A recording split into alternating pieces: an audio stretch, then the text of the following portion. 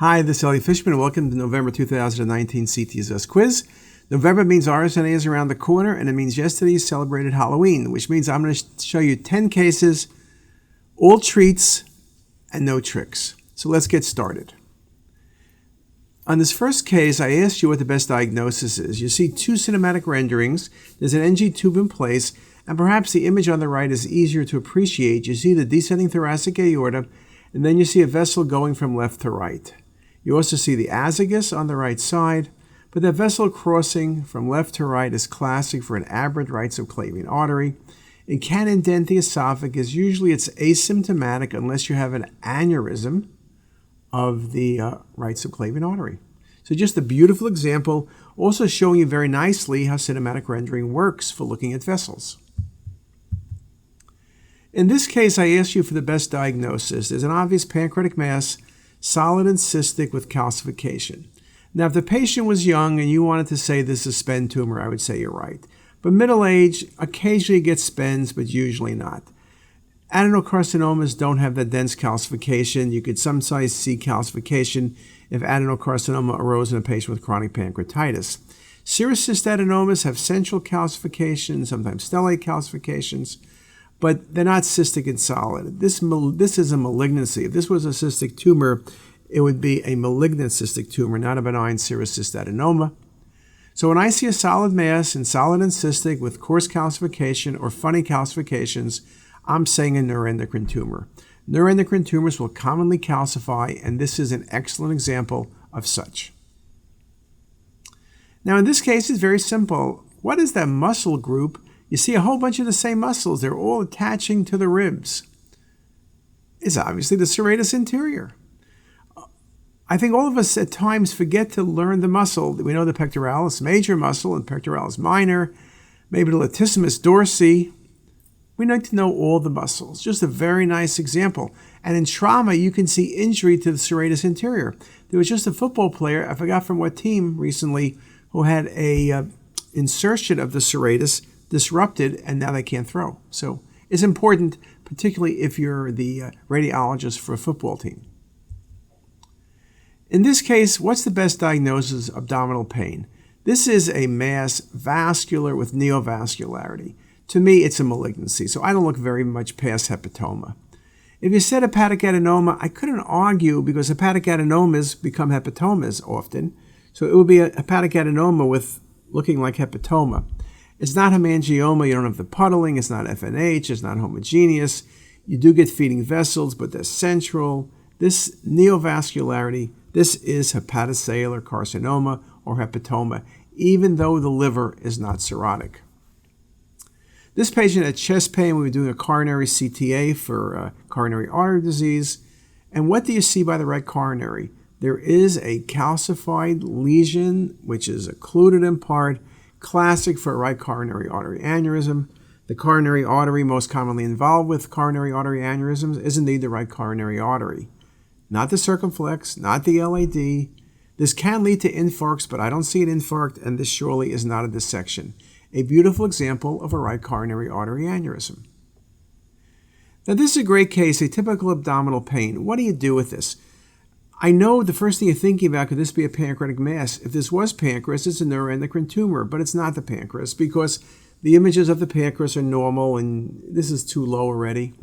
It could be a mesenteric mass like a carcinoid tumor, but then you see desmoplastic reaction, maybe you see a mass in the small bowel, but you always see desmoplastic reaction and you're not seeing it here. I have heard of cases of TB with calcification, but that's like peritoneal seeding and the patient is usually from Africa. I was once quizzed on a case of a patient from Ethiopia.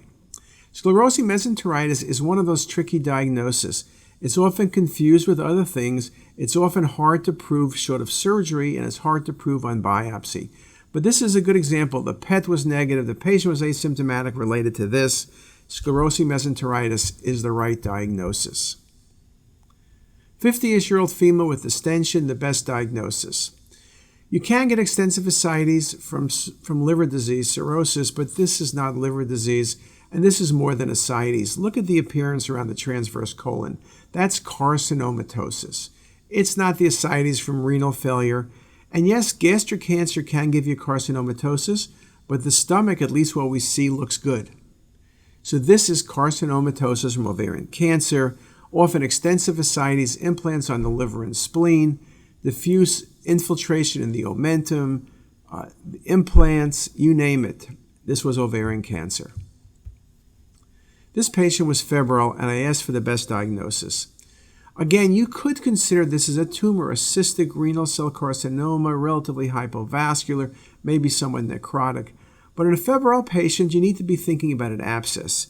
Yes, people with carcinomas can be febrile.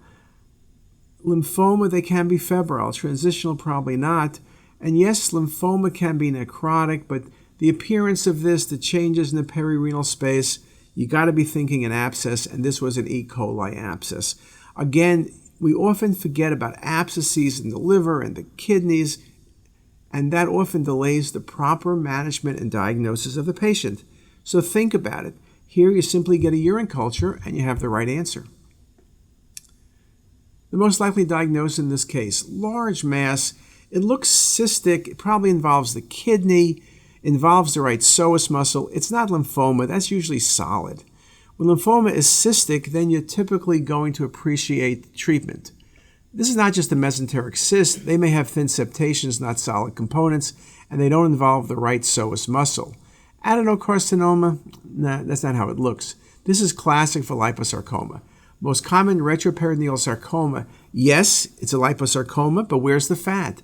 Liposarcomas often have minimal fat, or in this case, no fat. Just a beautiful example. And if you were dictating it, you would say it's a sarcoma. Could be a malignant fibrous histiocytoma. It's an aggressive malignancy, but liposarcoma is a good choice, and that's what it was. This patient with right lower quadrant pain, I want to share a really nice case of this entity. Look at the distal ileum. Look how it's enhancing. Look at the prominent vessels, the so-called comb sign. That's the classic appearance, and I gave you two really nice views of active Crohn's disease. It's not the appearance of ischemic enteritis. This patient is not a small bowel obstruction patient, and this is surely not appendicitis. Crohn's disease is classic for comb sign. You can see the comb sign at times with other things, GVH or other inflammatory processes. The enhancement of the bowel, again, great for Crohn's, though not specific. But together, I think in Crohn's disease, and Crohn's is the answer. So with that, I've shown you 10 cases. I hope you have a great month. I hope to see you at RSNA. And I hope to see you around CT as Us, Facebook, Instagram, Pinterest, Twitter, on the App Store, 16 apps and counting. And we'll see you next month. Have a great day. Bye. If you liked what you heard here today, please make sure to hit that subscribe button and visit our website, ctisus.com, for lectures, quizzes, pearls, and more. Also, be sure to check out our apps that are available for free on the Apple Store. All links are in the description box below.